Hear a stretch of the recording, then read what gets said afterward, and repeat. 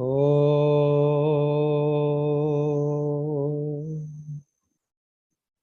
Purnamada Purnamidam Purnat Purnamudachyate Purnasya Purnamadaya Purnamevavasishyate Om Shanti Shanti Shanti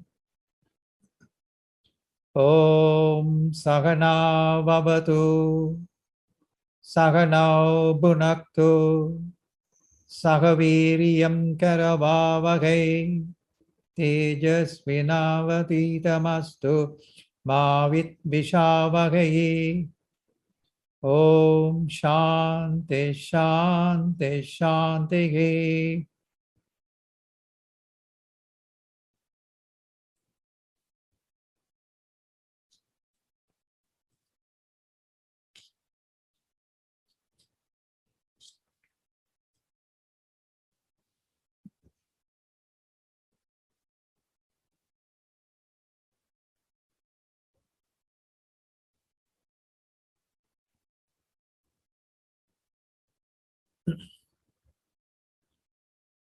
We saw in the verse number 31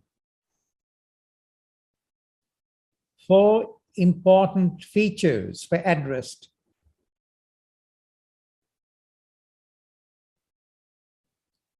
One was what one's general dharma is. The dharma, the righteous way of living. The righteous, correct, the appropriate, noble way of living. In a general sense, meant for the entire human race. The general norms of ethical and moral conduct, which is said to be the life of righteousness or dharma, that's common to the entire human race. That's one feature which we looked into last time. That one should be just, honorable, good, righteous, and noble in one's operation of living life. It's a general norm meant for everyone, irrespective of who he or she is, or whichever part of the world the person belongs to, or to whatever tradition. This is said to be dharma in its proper term, the righteous and correct and appropriate way of living and conduct of an individual. Then the second feature which was addressed was Swadharma, one's own particular way of life. So one's own. Because each person has got a different nature, a different character, a different aptitude. And also each person is endowed with certain different types of actions or functions which he has to go through in his life. And at the same time, every person too has got an inclination to do certain things.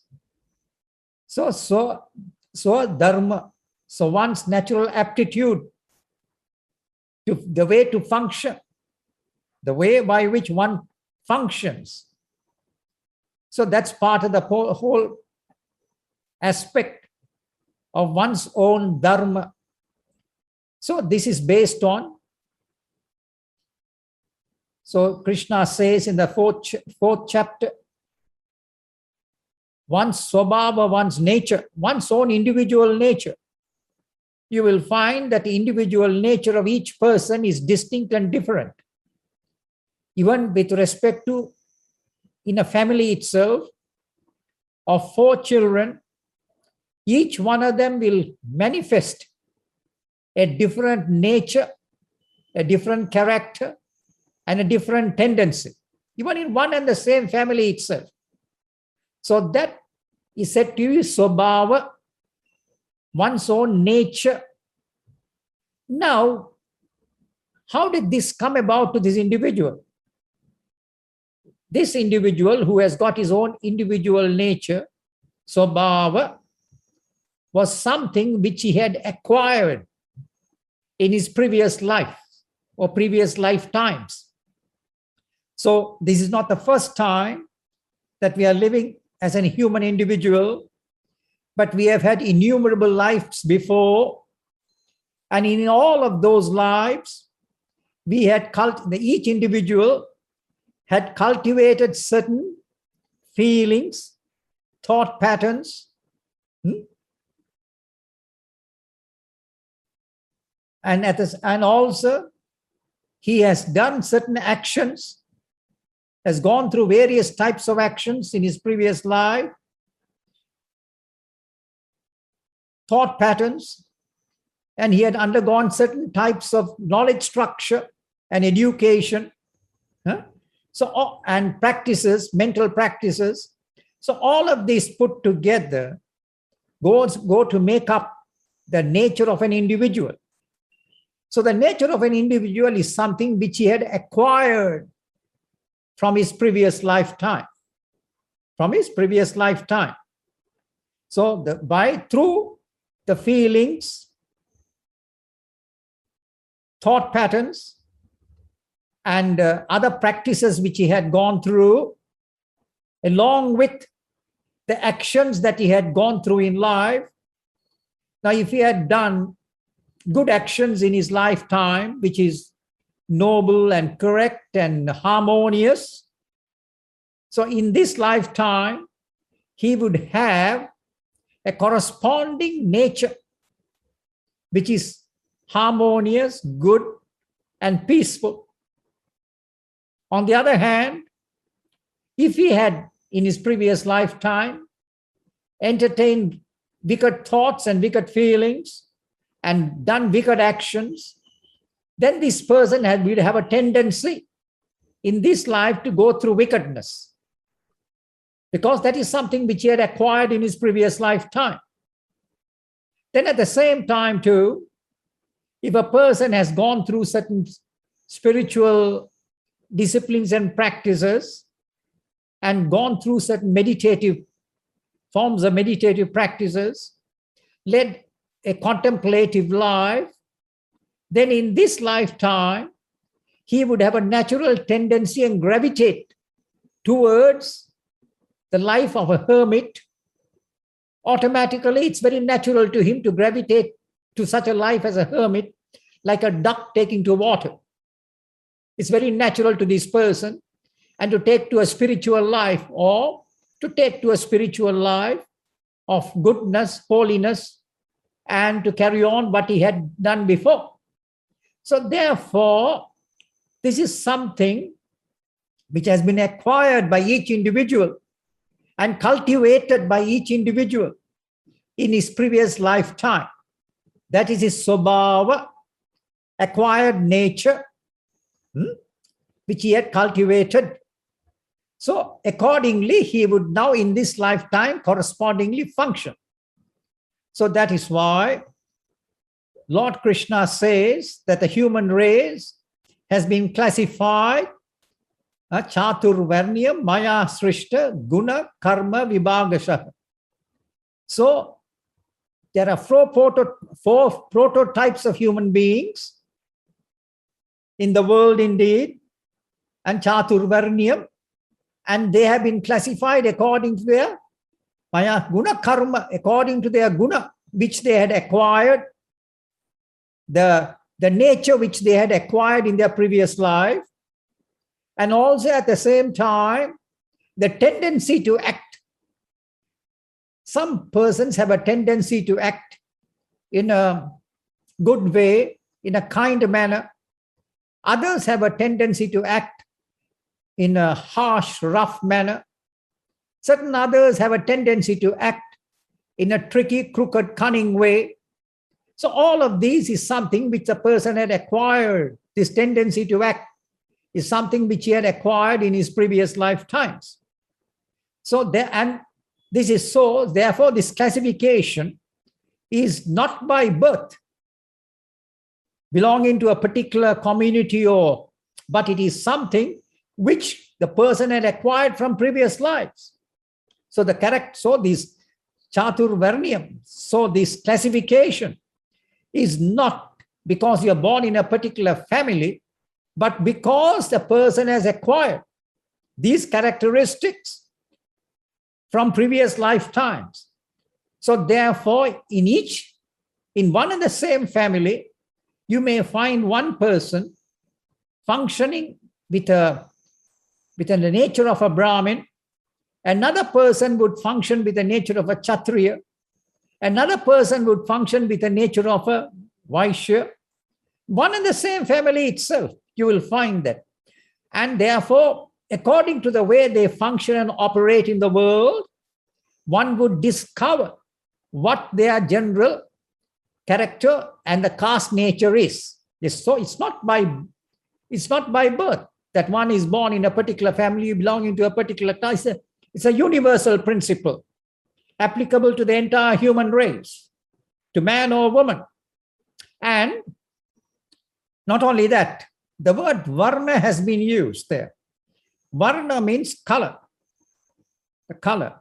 So now, this color, in each individual, one's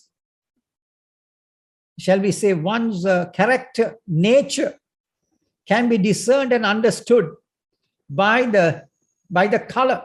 There is a color around the person. You may call it the aura of a person. So the aura which is surrounding a person is said to be color. The color varna, that's the color, the varna. So if a person had a peaceful, contemplative, God-focused nature, then the aura around that person would be more white. And he's said to be sattva guna. So he'd be filled with the quality of sattva, and such a person is said to be a brahmana. Then on the other hand, there are others whose aura could be a little reddish in color, and they could be classified according to the aura itself, which is there around the person, either as Kshatriya, Vaishya, or Shudra. Accordingly, his character, his tendency, and his varna can be discovered. But the remarkable thing about his aura is that it is not visible to the naked eye. It is something which is around a person, and only certain people with a psychic nature, with a psychic ability, can perceive this aura around a person. The others cannot. So therefore, in life, in general life itself, as we keep on living our own lives, nobody can tell to which varna or caste a particular person belongs to. You cannot tell straight away. You got to be with the person for some time in order to discover. Because the color is, the varna is not manifest to you. Only by his disposition, his nature, his character, will you be able to discern and understand to what varna or what caste the person belongs. So Chaturvarnya Maya Srishta Guna Karma, based on the guna, the nature of a person, and the karma, the tendency to act. And the person who has got the Brahmin nature, the Brahmin character, would be a person who has got sense control, mind control, who lives a very austere life, and who is absorbed in the divine, in God. He reads the scriptures, the Upanishads and the Bhagavad Gita and other allied scriptures. And such a person would only focus his attention upon the divine, upon Brahman the divine. He would not undertake any ritualistic practices, any rituals, nor will you do any ritualistic worship, nor worship any demigods, gods and demigods. He would never worship them, never perform rituals to those demigods and gods, that character is absent in this person. He is incapable of doing it. So these are those people who have got this disposition to focus their attention towards God, towards Brahman. So these are said to be the Brahmanas. Then the Kshatriyas are those people who have got a nature wherein they are righteous, correct, noble in their ways, and they have got a sense of administrative nature wherein they've got a tendency to govern and rule. And at the same time, if there are problems arise, if any situations, war-like situations arise, they are ready to get up and get to the war front and fight in the cause of maintaining peace and justice. So this is the character of those persons who have got this Kshatriya disposition. Then those who are said to be Vaishyas are those people who are interested in accumulating.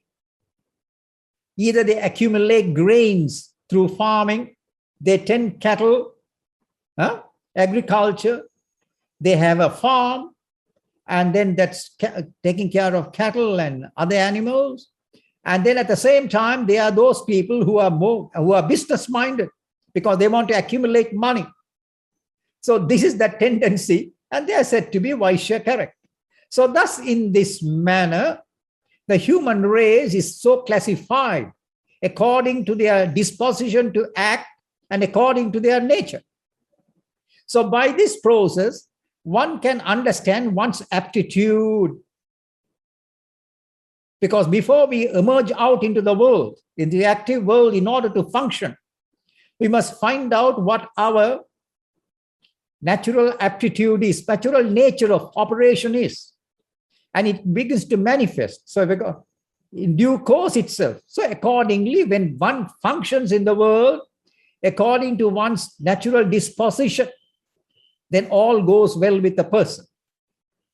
So this was the second feature which was brought out in that swadharmama pichaveksha na vikampitum arhasi. So considering one's own swadharma based on one's nature, so one need not be, as his Lord Krishna is advising Arjuna, that you need not be upset over the whole issue. Now we come to them, you need not get unnerved over this impending situation. Why? Because it is a warfare wherein dharma is involved there. Dharmiyat yudhyat. So this is a war which has come into you. You did not go to seek for the war, but you are not permitted even to live in the land of your birth. Duryodhana had mentioned, I will not give you an inch of land to live. He had told the Pandavas, the Kauravas, Duryodhana had said this. So what could they do? And it was their kingdom, rightfully, the kingdom belonged to them, the land belonged to them, rightfully. But here is a person who had usurped their land, usurped their kingdom, and then having declared that I will not even permit you to live on this land, So what else could a person do? The only way is, in order to even survive, the person has to take resort to battle. There is no other way. So that is why it is said to be righteous war. It is only for this reason.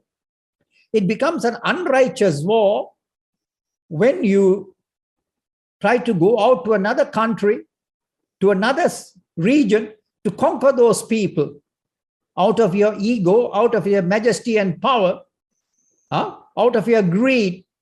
When you do that, that is said to be an unrighteous war. But herein, when you have to defend your position, a simple thing. You may say that you are a pacifist, but you are staying in your home with your wife and children. If some person comes to assault your wife and children in the house, would you tell that man, I am a pacifist, don't do anything? You've got to take whatever weapon which is there, the stick or the rod which is there, and give the fellow a good thrashing and send him off. It becomes an imperative thing. So there it's correct and proper for you to take defensive measures, and to protect yourself from some person who is doing an unrighteous thing, who is imposing his unrighteous, warlike character. So this is an inevitable necessity. Therefore it is called as the righteous war. So the battle which the Pandavas had, along with Duryodhana, for this reason, is considered to be a righteous war. Because prior to the war,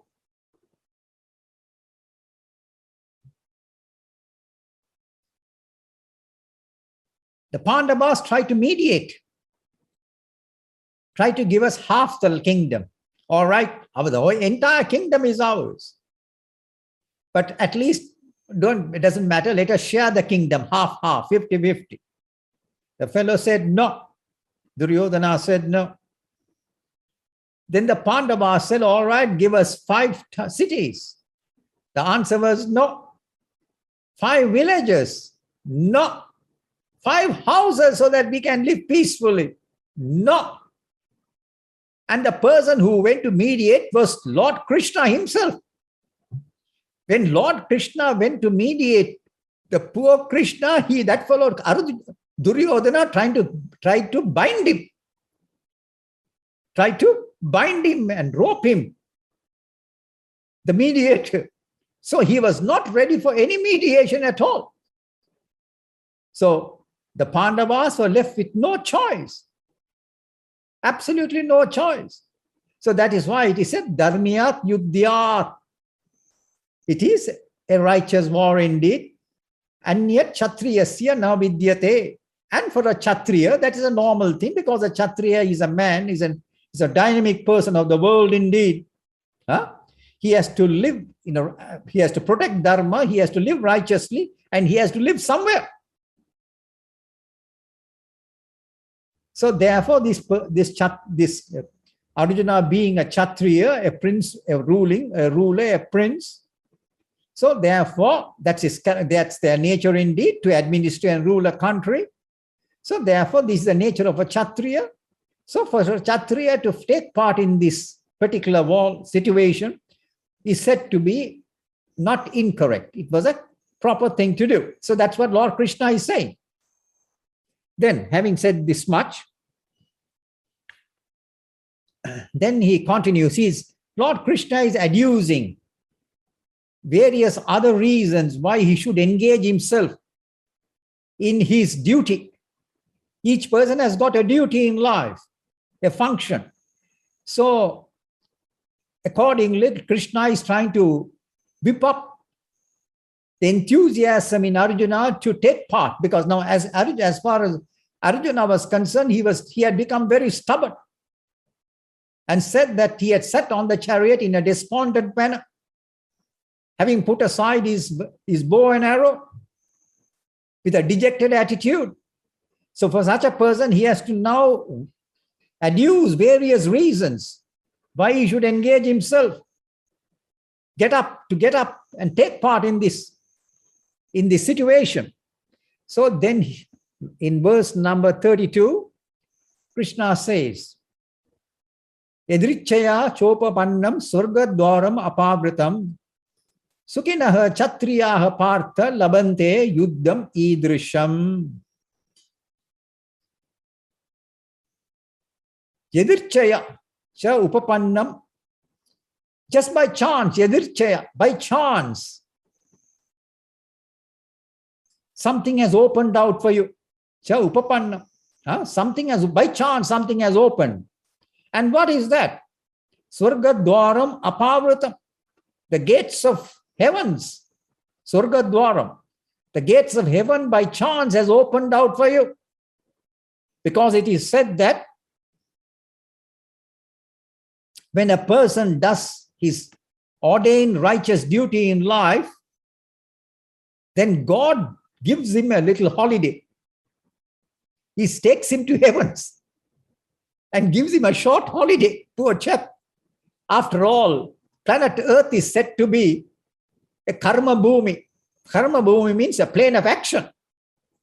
So this is there, you have got to do all your actions. So having done all your actions, and if you have done it correctly and properly and righteously, then you have earned a holiday in heavens. In heavens. On the other hand, the opposite is also true. If you do something wrong, then the opposite door is also open for you in hell. That is also there. So here he says, now as far as this is being a righteous war, a righteous situation. So the gates of heaven has been opened out for you so that you can go there for a holiday and then come back. So now may you understand that going to the heavens is not so wonderful. It's only a holiday. It's only a holiday resort, no more than that. So you're given us a temporary respite, just like having a Sunday off, a Sunday off day. Similarly also, you go out once a year, you go out for a holiday from 3 weeks or so. But now you're going to have a holiday from having lived your life for 60, 70, 80 years. You're a little tired, you would like to have a holiday. So God takes you to heavens. All right, now relax yourself until you get ready for the next operation. So, Sargadwaram apavritam. So therefore, by chance, Sukhinaha Chatriyaha Partho Arjuna. Sukhinaha Chatriyaha, those who have got the nature of a Kshatriya and who are in the battlefront, Labandesh Yuddham Idrisham. They're happy when they come across such a battle indeed, because not all battles are righteous battles. So so one should never engage oneself in an unrighteous war. But when a righteous war comes in front of you, then you've got to participate, and it comes by chance. It doesn't come all the time. So therefore, Arjuna, now this situation has risen, and the gates of heaven has been opened out to you. Then he continues in the verse number 33. Atha chet tuam imam dharmyam sangramam na karishyasi tatha swadharmam kirtim cha hitva papam avapsesi. Atha chet, thus, but in case imam dharmyam sangramam na karishyasi, in case you do not go through this dharmyam sangrama, in this righteous war, if you don't participate in this righteous war, then what will happen? Tataha swadharmam kirtim cha hitva. You will lose tataha swadharmam. You will fail from your dharma. You will fail from your dharma as a Kshatriya, as a person who is to protect and safeguard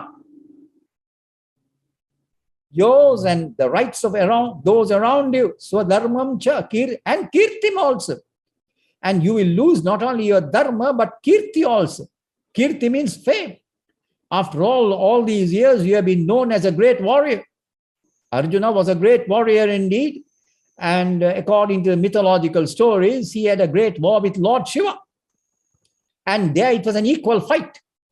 So therefore, you got a great kirti, a great fame indeed, that you were a mighty warrior. But in case you do not take part in this war, tada swadharmam kirtim cha hitva, you will not doing what you are supposed to do is said to be a sin. So papam avapsesi, by not doing your enjoined duty in life. So whatever be the duty, if you do not do that, then papam avapsesi, you shall incur sin. Now that's something very intriguing, that statement. Because in life, every person has got a duty. And this duty is at various levels. At various levels, it's a duty.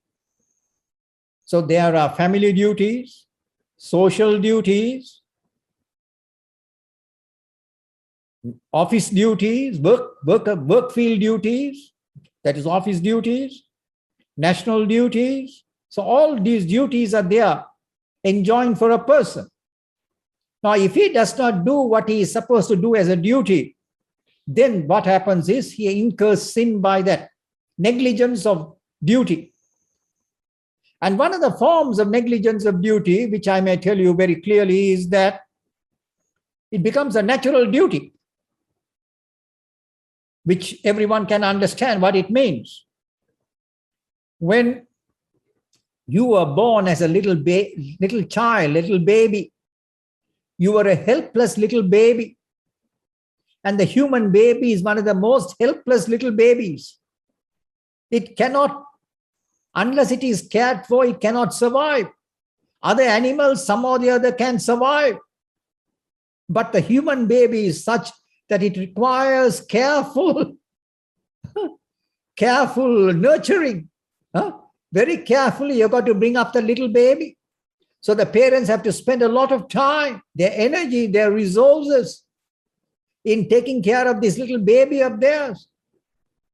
So as a result of this, though they may not be able to do it in the best way possible, because after all, they are also human.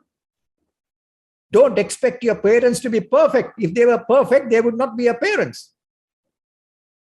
No, so they're not born perfect. So they have come to also learn their lessons and improve themselves.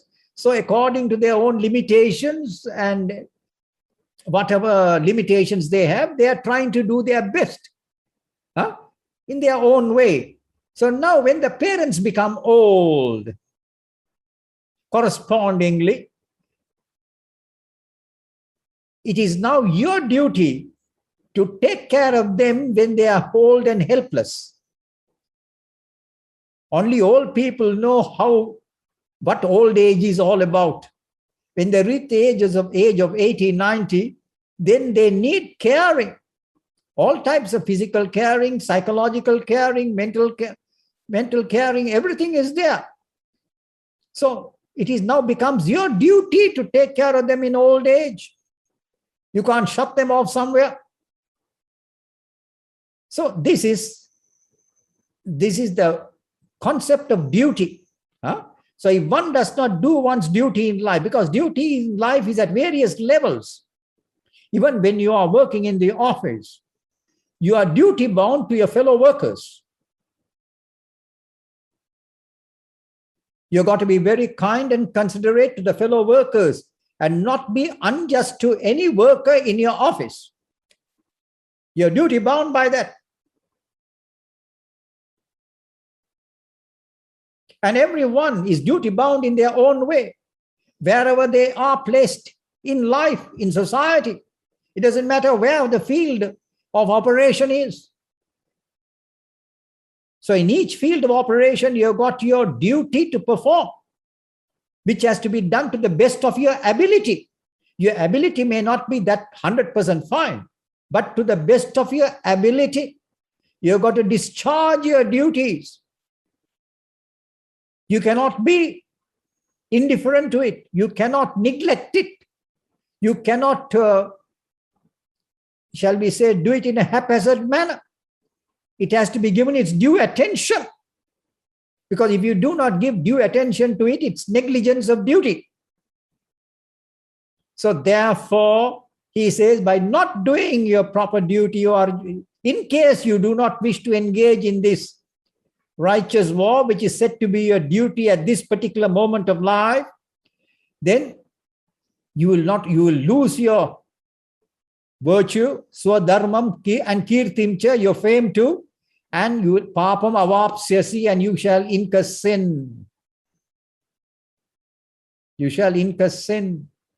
That's what he says. Then he continues this with the next verse. He says, Akirtim chapi bhutani kata ishyanti te avyayam sambhavitasya cha akirtim maranat atirichyate.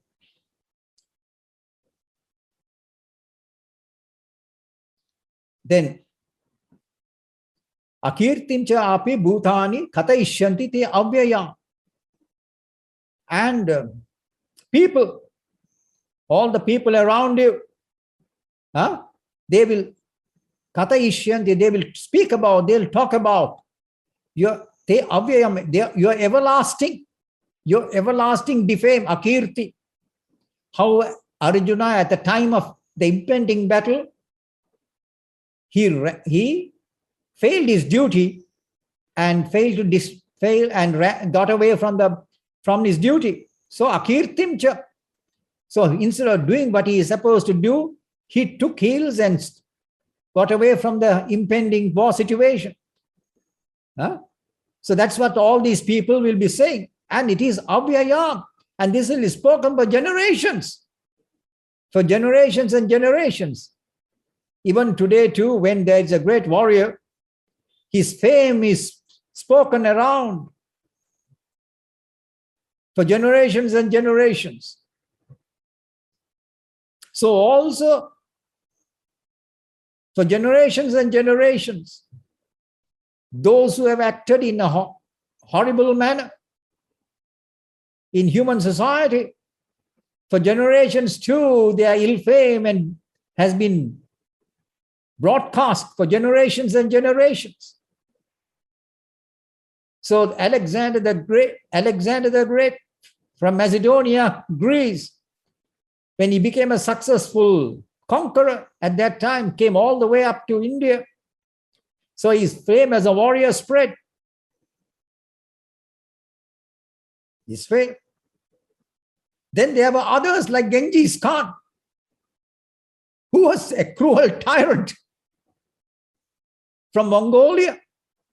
When he went on a rampage, mercilessly killing everybody on his way. His defame also is even today talked about. So therefore here also Arjuna, by not participating in this righteous situation, people will be forever and ever, they'll be talking of your defame. And therefore, sambhavitasya cha akirtim maranat atirichyate. Therefore, for a great warrior like you, Arjuna, it is indeed far better. Death is indeed far better. Sambhavitasya cha akirtim maranat adirichyate. It is far better for a warrior like you to die than to endure and suffer this ill fame or defame indeed. Because ill fame and defame is something very terrible for a noble person. It breaks him down. Therefore, death itself is better for you. Oh, Arjuna, if that is the situation, it's better for you to go and die. Instead of trying to live along with his great fame, with his defame indeed. And and then he says, why is it so? Now, how will people talk about you? So they will not know that you had compassion and pity on the situation, that you had compassion and you are a pacifist and you had compassion. And out of consideration for the elders around you, you did not take part in this war. That is your private feeling. They will not know that. As far as Duryodhana, who is now standing in front of you to participate with you in this impending war, and all the arrows are ready to be discharged, only the bugle is to be sounded. Even the bugle has been sounded. Not only it is yet to be sounded, it has been sounded.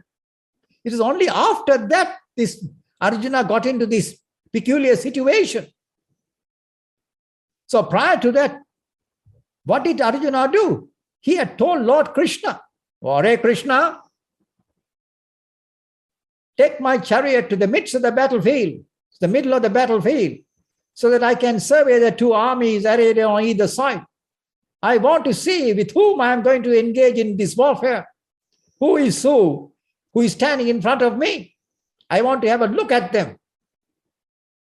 So with all military might, he wanted to have a look, survey and look. So just before that, with all enthusiasm and dynamism, he was going to take part. And then having got to the middle of the battlefield, and then, because at that time, until the bugle is sounded and the war is to begin, people don't begin a war. The war begins at sunrise and ends at sunset. They had certain rules and principles of warfare. And part of the principles and rules of warfare is that you don't kill innocent women, children, old people who are non-combatants, non-participants in a war. They are not to be killed or harmed. And they go to the battlefront. The men go to the battlefront to take part in the war, and that's exactly what was happening here in this situation. So they had entered the war field, and the two armies were arrayed on either side.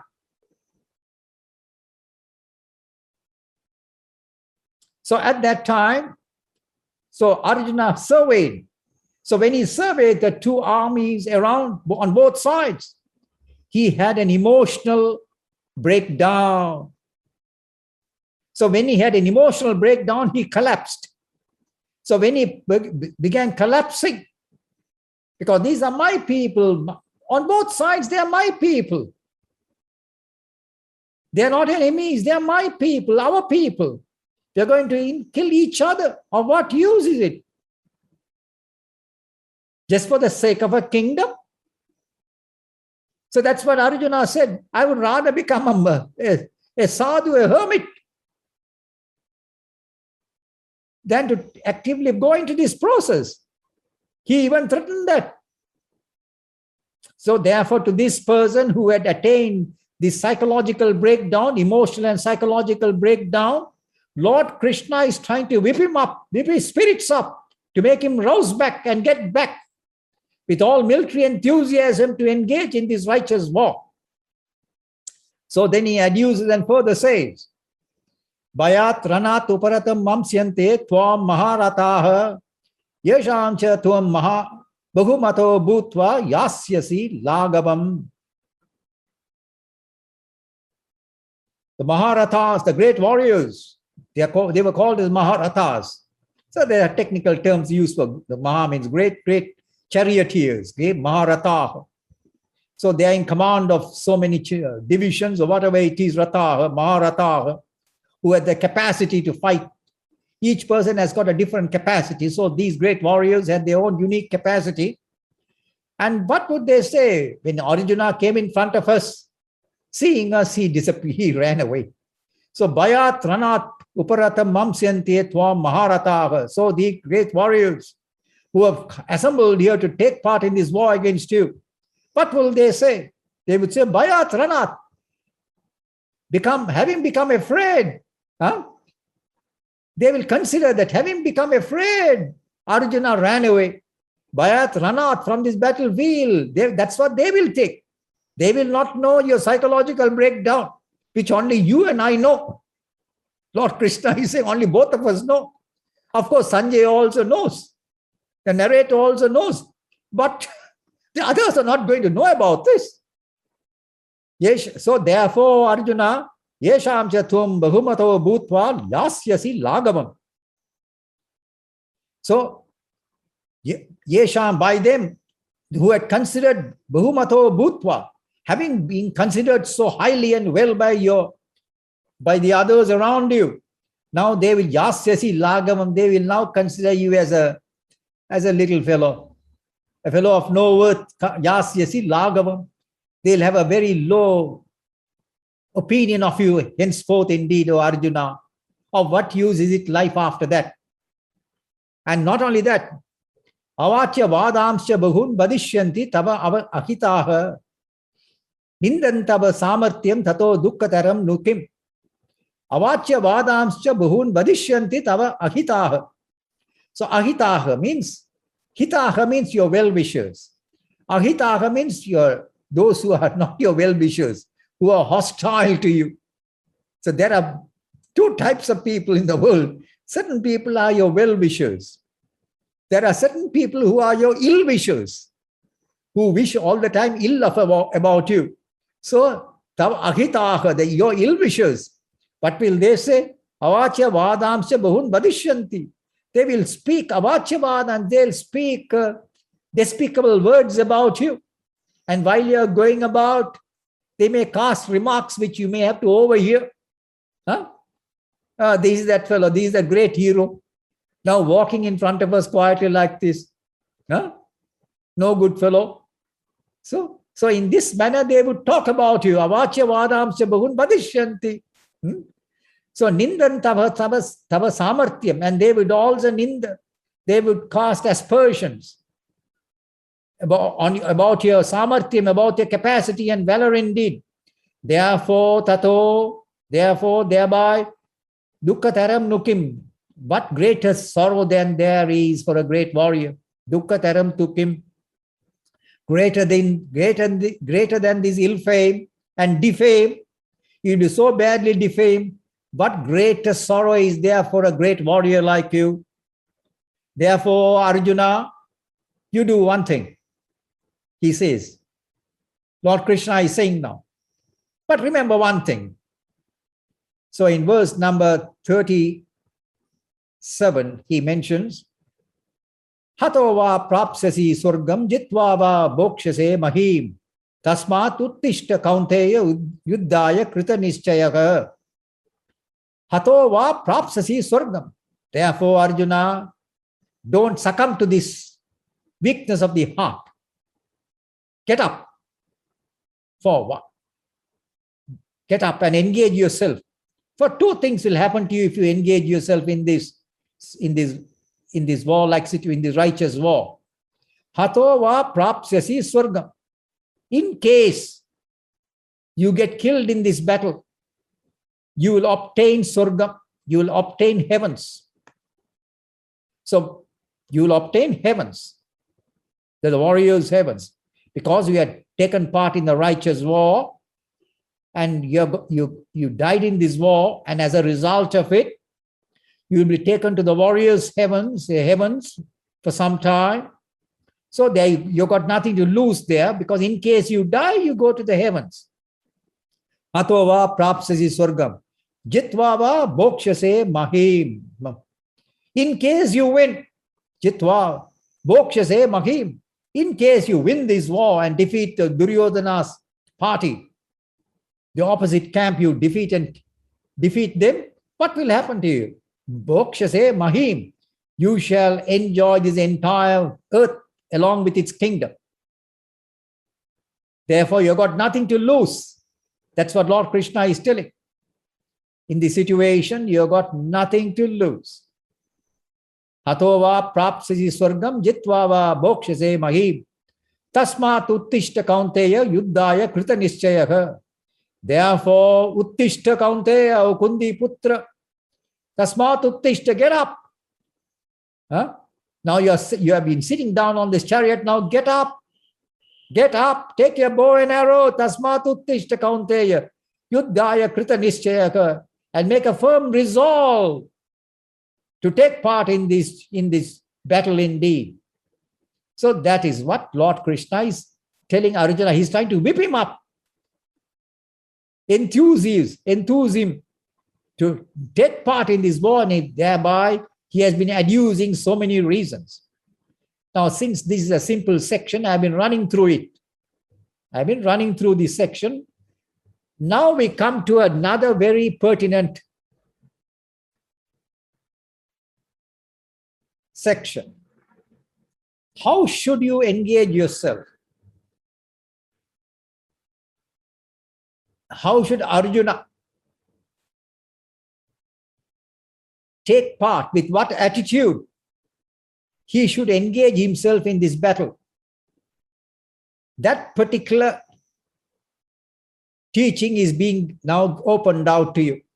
Now here, from this verse onwards, you got another line of teaching in the Bhagavad Gita. So, with what attitude? Of course, taking part in the battle is another thing.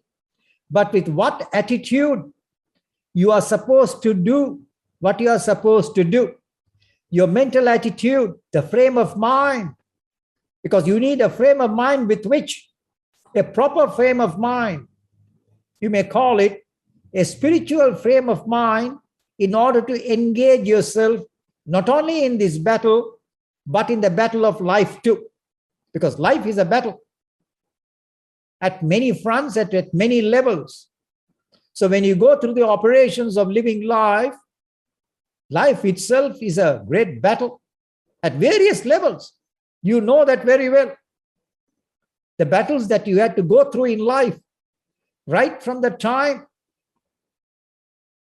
when you were a young boy or a young girl, how many battles you had to go through? In your neighborhood, with your neighborhood friends, in schools that you were in, you had to go through various battles there. Because life is a battle, growing battle. When you grow up and live your life, you've got to go through various battles at various levels. So in your childhood years, you've got to go through battles in schools, in your neighborhood, with your friends. So many battles take place. And then when you grow up and when you get to college, then another level of battle arises. So battle goes on and on to negotiate the trials and tribulations of life, to negotiate in a very clever manner, in an ingenious manner, how you should and how you could and how you should negotiate the battles of life at various fronts. So, and that attitude, mental attitude, he is now going to explain in the next verse. In the next verse is a very important verse indeed. Verse number 38.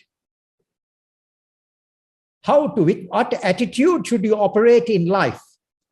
And with what attitude Arjuna is supposed to engage himself in this battle? With what attitude? That attitude is being brought out by Lord Krishna. Sukha dukkhe same kritva labha labhau jaya jayau tato yuddhaya yujyasva naivam papam avapsyase. Having made sukha and dukkha same kritva, having considered or maintained sukha and dukkha. Sukha is joy or pleasure, and dukkha is sorrow, the joys and sorrows. Sukha dukkha same kritva. Because as you keep on living life, during the operations of your life, you're going to confront both sorrow and joy. At one time, you will be joyous in your operations. At another time, there will be sorrow too. Both come your way. And then what should you do if both come your way? Same kritva, equalize them. So when joy comes, when pleasurable situations come, do not lose your balance and get into an exhilarating state. By that, you have lost your balance. Similarly, also, when pain and sorrow and difficulties come, do not lose your balance and get into depression, and with a low attitude. Do not do that too. So, therefore, try to maintain a mental equilibrium or mental balance. Sukha dukkhe same kritva. So life is like a pendulum. It swings. Joys and sorrows of life come your way.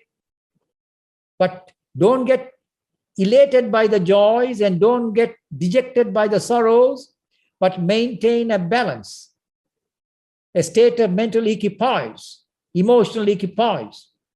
If you are able to do this, maintain a balanced state of mind, a frame of mind, with a state of mental equipoise, then you are a true success in the living of your life. This is what real success is all about. The real spiritual success So with a balance, samaya kritva. So this is a phenomenon which happens to everybody. As you keep on operating your life, you will have sometimes pleasures, joys, and sometimes sorrows coming your way. Because if things don't go your way, you get into sorrows. And if things come your way, you get elated and you lose balance and lose control yourself. So by that, what happens is the more you swing up, the more you fall down emotionally. If you emotionally swing up, correspondingly, when the opposite comes, you will emotionally swing down. So you lost your balance, your equilibrium, your poise. That's not the way to live life. So therefore, the living of life is a training ground. There are life experiences which come your way at various battlefronts. The domestic front, the childhood front, the office front. So in all of these fronts that you have to operate your life, you've got to maintain this level of equilibrium. So once you are able to maintain this equilibrium, then this is said to be, you become stronger for that. You become psychologically strong. Psychological. So moksha or enlightenment or salvation or nirvana is not meant for the weaklings. You've got to be strong. You've got to be mentally strong, emotionally strong, psychologically strong.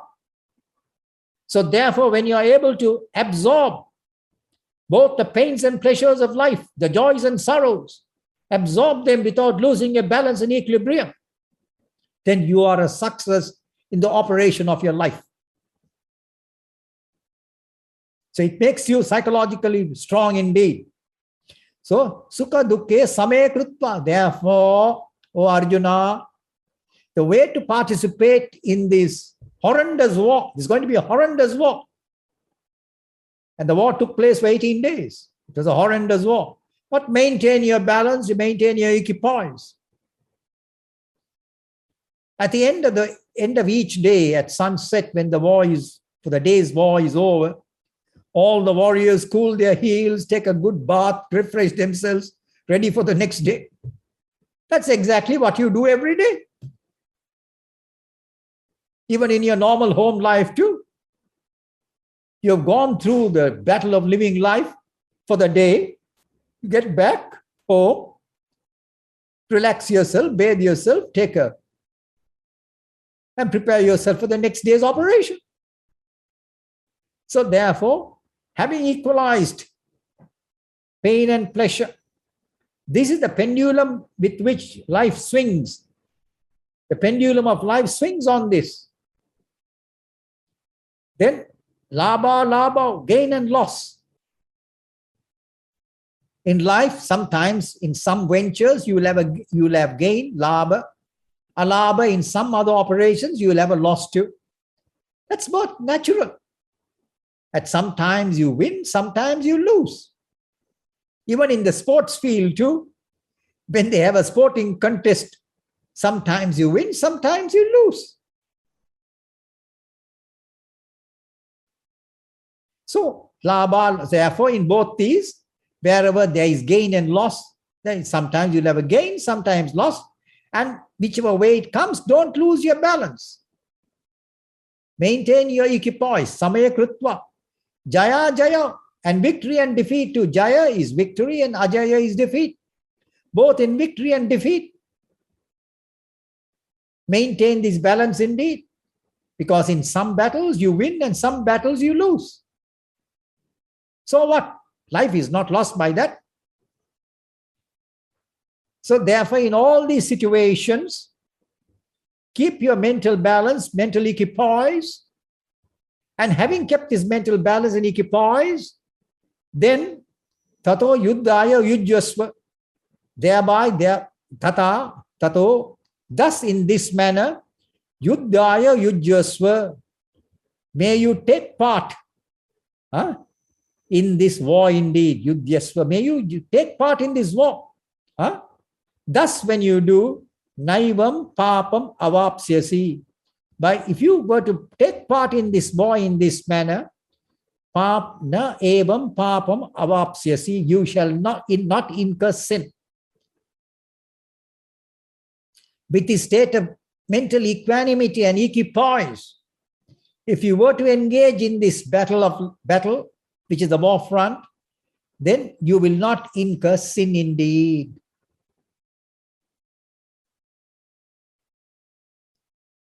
Om Tat Sat.